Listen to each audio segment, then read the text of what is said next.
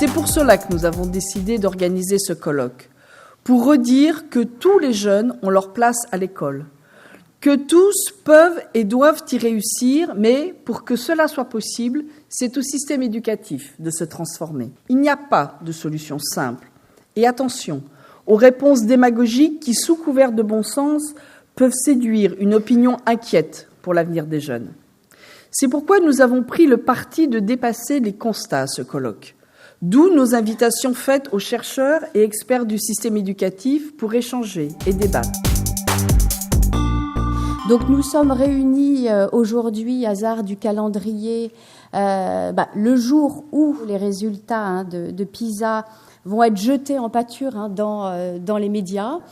Et je dois dire que ce qui est tout à fait gênant, surtout dans le débat médiatique français autour des enquêtes internationales, c'est que très souvent ces classements sont vraiment jetés dans l'arène médiatique, finalement sans faire un travail intensif d'explication.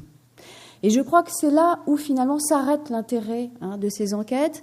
C'est que si on se limite à des enquêtes qui sont des photos de l'état de l'école à un instant T, sans aller plus loin, sans essayer de comprendre, sans aller au-delà de palmarès de scores nationaux moyens, qui nous renseignent finalement assez peu sur l'état de l'école, on génère seulement toute une doxa autour de la crise de l'école et on génère surtout beaucoup d'anxiété, sans finalement donner ni aux acteurs politiques, ni aux praticiens sur les terrains des clés pour pouvoir réfléchir et pour pouvoir avancer. PISA devient intéressant lorsqu'on compare non plus les performances moyennes, mais lorsqu'on compare les écarts de performance, c'est-à-dire la liaison des performances à l'origine sociale. Cette augmentation des inégalités sociales des systèmes éducatifs des pays industrialisés, elle est aussi liée à une évolution beaucoup plus globale de l'environnement économique et social.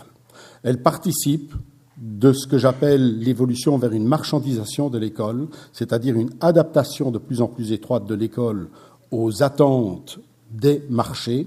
Et cette évolution conduit vers d'autres politiques communes en matière d'éducation, comme l'orientation de plus en plus forte sur les compétences au détriment des savoirs. Dans ma discipline, par exemple, les savoirs, on ne sait pas tellement jusqu'à quel niveau de complexité on doit les aborder avec des collégiens. On va me dire, par exemple, que je dois aborder de la physiologie végétale, ce qui n'était pas dans le programme avant. Alors on peut se dire il y a plus de savoir. Mais d'un autre côté, on me dit de faire de la physiologie comparée, mais on ne me dit pas jusqu'à quel niveau de complexité je dois aller. Donc, au final, l'enseignant, en termes de transmission des savoirs, il se retrouve un peu perdu. L'idée qu'il puisse exister des compétences transversales a conduit certains concepteurs de programmes dans certains pays, et beaucoup moins en France que, par exemple, en Belgique et au Québec, a conduit certains concepteurs de programmes à donner dans le texte des référentiels que les professeurs doivent suivre, plus d'importance aux directives méthodologiques qu'au contenu cognitif que l'enseignant est chargé de construire, transmettre, comme vous voudrez. Moi, je préfère parler de construire, mais bon, avec les élèves. Mais nous avons tenu aussi à envoyer le signal que rien ne se fait sans les personnels. Une conviction tellement forte de la FSU et de tous ses syndicats. D'où une série de témoignages de collègues. Ce qui m'inquiète le plus, c'est l'accompagnement personnalisé, puisque il n'y a pas de cadrage strict de ce dispositif. Et j'ai peur qu'on renouvelle les erreurs du passé avec des enseignements de la méthodologie à plein temps, etc.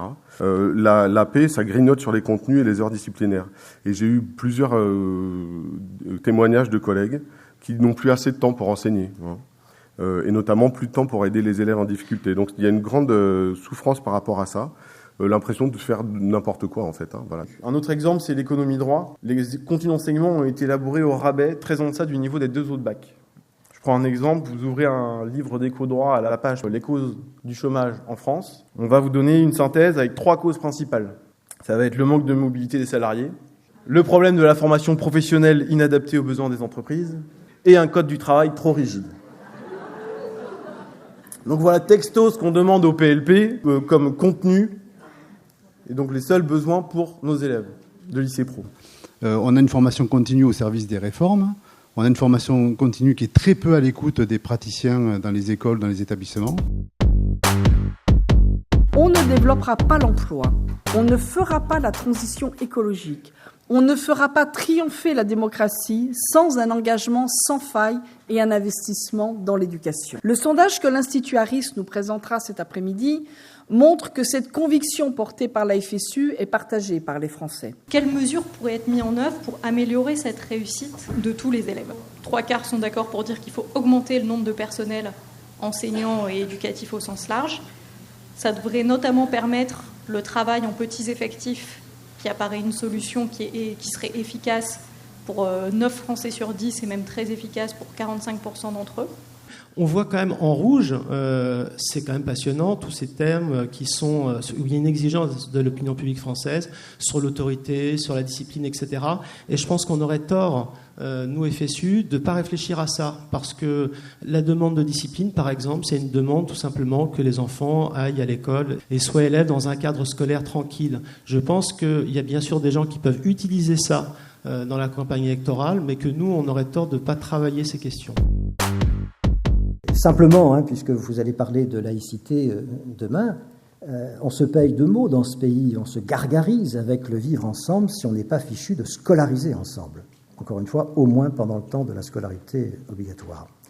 Alors, l'éducation nationale n'a pas la responsabilité de la politique d'urbanisation, et ce n'est pas l'éducation nationale qui a créé les ghettos urbains, mais tout de même, et je vous rejoins, on a une part de responsabilité dans ce qu'il est possible de faire pour davantage de mixité sociale et scolaire.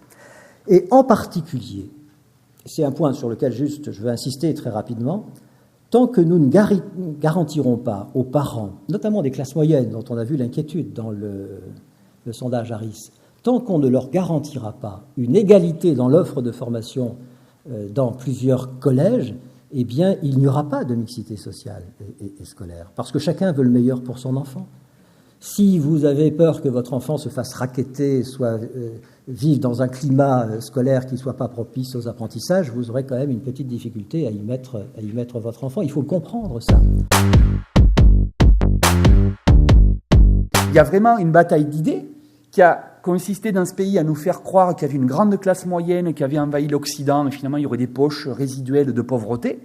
Non. Il y a plus de la moitié de la population de nos collégiens qui sont des collégiens de milieux populaires. Et donc, les stats sont à peu près les mêmes pour l'école élémentaire. Ça veut dire qu'il n'y a pas de raison que si le gamin n'a pas compris en 6e le schéma actentiel et le schéma narratif, il n'y a pas de raison d'imaginer qu'il aura la seconde couche à la maison. Il n'y a pas de raison d'imaginer que si on cède aux incantations de la petite bourgeoisie pour ne plus faire le cours en classe, mais le renvoyer d'abord à la maison sous prétexte de classe inversée, de dire c'est à la maison que l'élève tout seul, pipeau, la famille, va faire cours, il n'y a pas de raison de penser que les gamins arriveront en ayant eu la même aide à la maison. L'école doit se faire à l'école.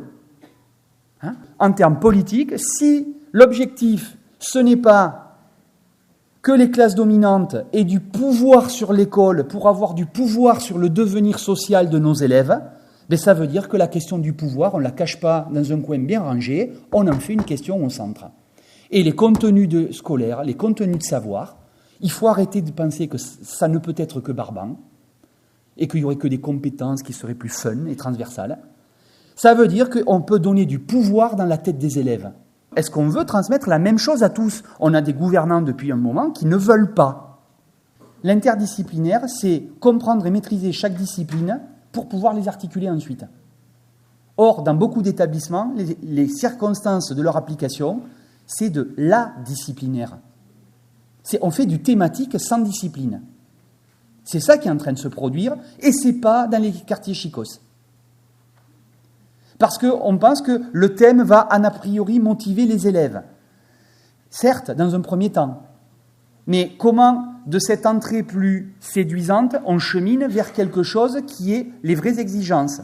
Pourquoi on considère que prendre le pouvoir sur des vrais savoirs difficiles, pourquoi on ne dit pas aux membres de collège, ce savoir-là, on n'est pas obligé de dire chez les Bourges, moi j'aime pas le langage un peu trivial. Chez les Bourges, on le fait en vrai. Vous voulez être sûr de vous faire avoir à y renoncer ? Pourquoi on ne parle pas de ça aux mômes ?